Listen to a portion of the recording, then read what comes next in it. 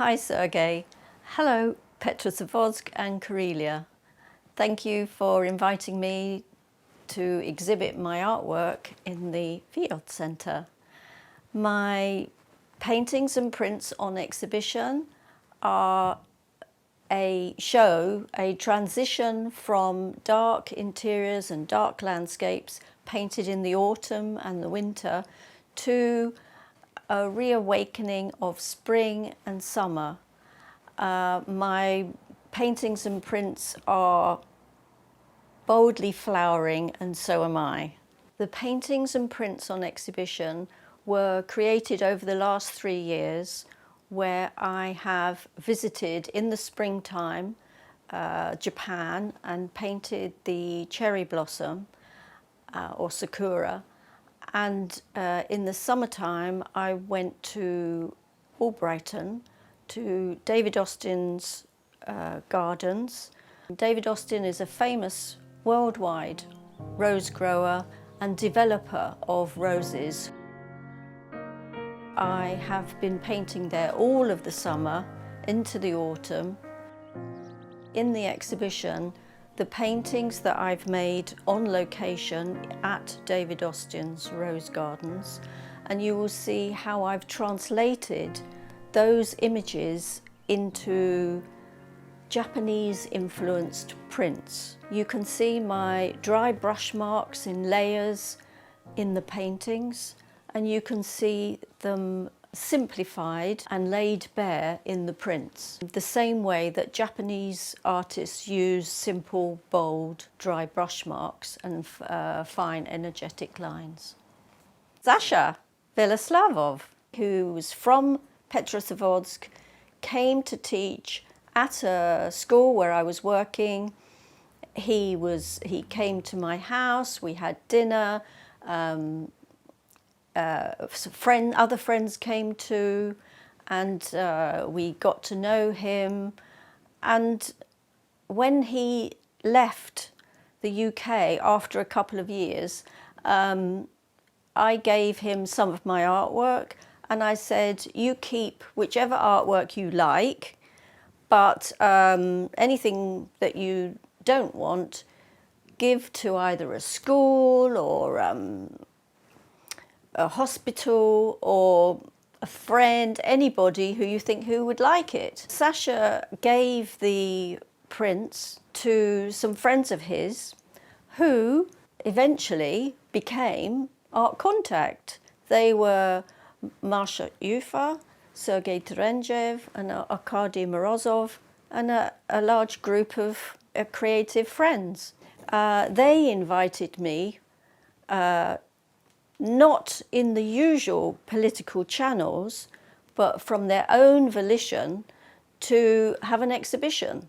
And they organised it and they showed it in the Artists' Union Gallery, but it wasn't an invitation from the Artists' Union. So it was quite a brave and extraordinary thing to do. That's how I first came to meet people in Petrozavodsk and Karelia.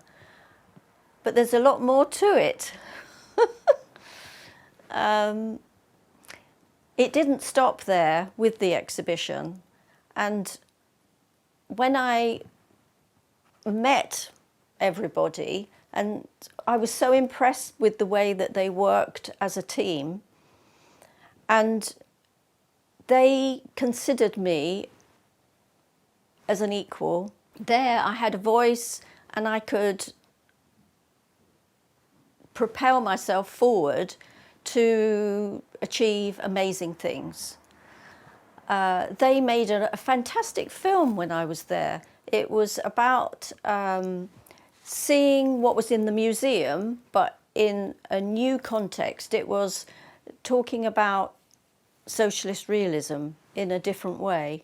And I was so impressed by the exhibition that it made me feel like if everyone here can do this, I can do this.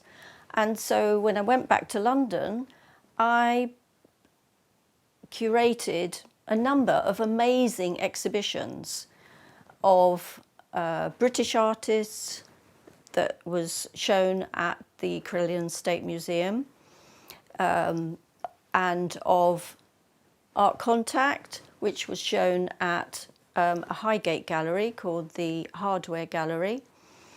And I also publicised and worldwide, before the internet, an exhibition that was staged eventually at the Karelian State Museum by Art Contact Russian artists, which was epic. And none of these exhibitions, including my own, no one had seen anything from Europe, let alone a living person like myself, for 70 years, since before the Russian Revolution, which is incredible. So I had, by meeting everybody, a baptism of fire, as we call it, and it energized me and made me feel that the things that had held me back before were unimportant. Going to Petrozavodsk made me realize that I could do anything. On a personal level, my paintings and prints do really reflect my inner world. And in the past, as I say, they were dark and so on, and now they aren't. So I guess I'm not in touch with my feelings, which is great most of the time, but I guess I must be in a better place emotionally for me not to be in that dark attics and dark ponds, but with the fine, delicate, feminine even flowers. So I relate to the world in that way, but I also take part in projects and interrelate with other artists and people I don't know. I teach people who I initially don't know and I get to know, and so I connect with people, getting them to express themselves. A project which is nothing to do with printmaking per se was the Angel of the wyllie-ballard, and I did lots of workshops with people of all different nationalities in a poor part of London, a bit like the one I grew up in. Everybody got on, and I wanted them to make something that was relevant to them. I decided to make a big piece of land art since I was being commissioned by Lee Valley Regional Park. I made an angel the size of a football pitch, and as they were paying, we had 4 hot air balloons free for the public to go up in and look down at the angel. And when they looked down at the angel, they saw in the angel's gown their studies and drawings of angel goddesses, superwoman angels, abstract ones. The Muslim women made abstract designs from the garden of the angel. And also she was holding a maze which had all the different religions of that locality. Some more recent projects have been with science and art, and I had a residency with a science cancer research laboratory, and I was fascinated by the way that they could see things and different to human beings, just losing your eyes, but other forms of data. And I invited a new friend called Claire O'Hagan into this laboratory with me, and we made some work together, which was fun, and it was also very moving because we not only learnt from the experts about DNA and other aspects of cancer research, but we also realised that some of those doctors who were in the same place as the research laboratory, dealt with real people. And that led on to the next project that was about how people deal themselves with knowing they have cancer. The piece of art that developed from the first project with the laboratory, we called Transformations in Science and Art. And we made this piece 42 meters long. And that was because I had some fabric that was 42 meters long, and it was also the answer to the meaning of life according to The Hitchhiker's Guide of the Galaxy, which was a book and a radio program. Other piece, which was called White Work, we invited lots of people whose lives had been touched by cancer. Either they themselves had had it, or maybe their child or the mother, and they all made pieces of white on white textiles embroidery, fun embroidery, as well as carefully made, dedicated craft embroidery. And that was 20 meters long. Whilst we were making these two projects, we discovered a scientist called Rosalind Franklin. And she had been dealt a terrible injustice. She was one of the pioneers in science research, and she, if she had not discovered a particular X-ray crystallography photograph of DNA, then Crick and Watson would not have been able to publish their findings and get the Nobel Peace Prize for their discovery. They didn't tell her that they'd seen and rummaged through her research. They didn't credit her, and they kept very quiet about it until much afterwards. And she died by then. She died at 37. So we were angry, and we have made artwork dedicated to her and exhibited this, mostly in the States. Involved a campaign for Rosalind Franklin. And today, in the UK, the government have minted a new coin, a 50p piece, for Rosalind Franklin. Woohoo!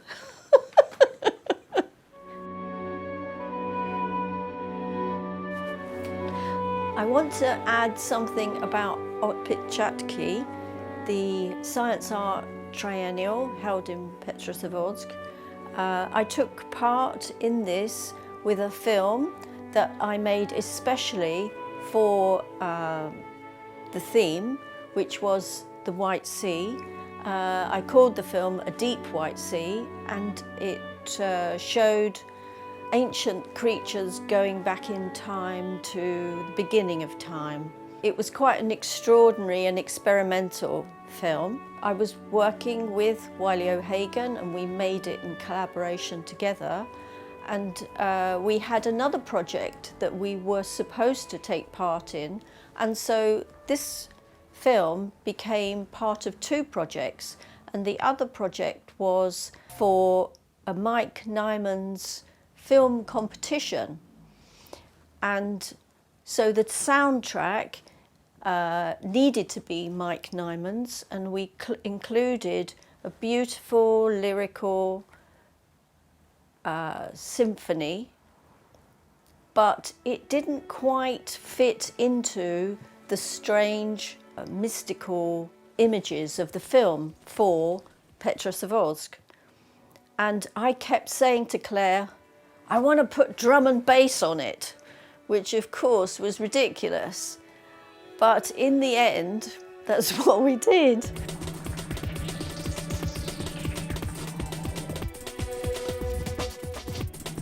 And amazingly, we won first prize.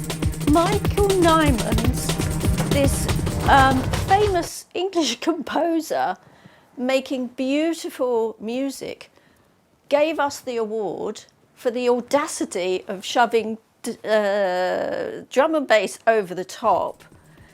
And he loved what we did, and he loved our film. I thought we were committing competition suicide, but our audacity and braveness paid off.